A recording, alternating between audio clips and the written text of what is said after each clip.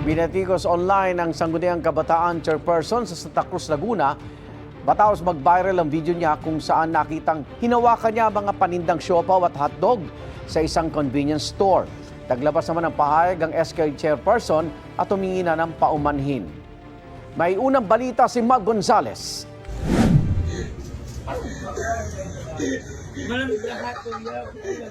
Sa viral video sa social media, walang pakundang hinawakan ng isang customer ang mga panindang siopaw ng isang convenience store. Hindi pala siya pwede. Sunod naman niyang pinuntirya ang mga nakadisplay na hotdog. Malamig yung hotdog! Pinuna ng mga netizen ang kanyang ginawa. Komento ng ilan, maaaring magdulot ng peligro sa kalusugan ang ginawa ng customer. Paano na lang daw kung may ibang customer na nagkasakit?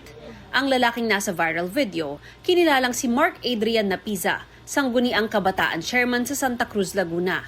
Sa kanyang Facebook account, inamin niyang hindi nararapat ang ikinilos niya sa video na ani ay biro lang bilang video content kasama ng mga kaibigan. Sinabi niyang wala siyang masamang intensyon. Alam niya aniyang hindi ito tamang asal, lalo't dapat mas mataas na pamantayan ng pag-uugali ang inaasahan sa kanya bilang lingkod bayan. Dagdag pa niya, binili niya lahat ng nahawakan niyang siopaw at hotdog.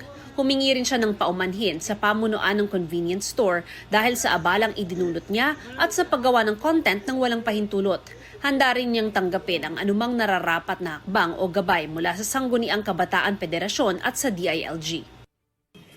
Hindi ito ang unang pagkakataon na may influencer o content creator na nakaabala sa publiko o gumawa ng delikadong for the content. Sa inilatag na Code of Ethics and Standards ng grupong Creator and Influencer Council of the Philippines na binubuo ng mga content creator at influencer, inaatasan ang mga miyembro na magkaroon ng integridad. Palagi rin dapat silang tumatalima sa tamang asal at pag-uugali. Ito ang unang balita. Mav Gonzales para sa GMA Integrated News. Igan, mauna ka sa mga balita, mag-subscribe na sa GMA Integrated News sa YouTube para sa iba't ibang ulat sa ating bansa.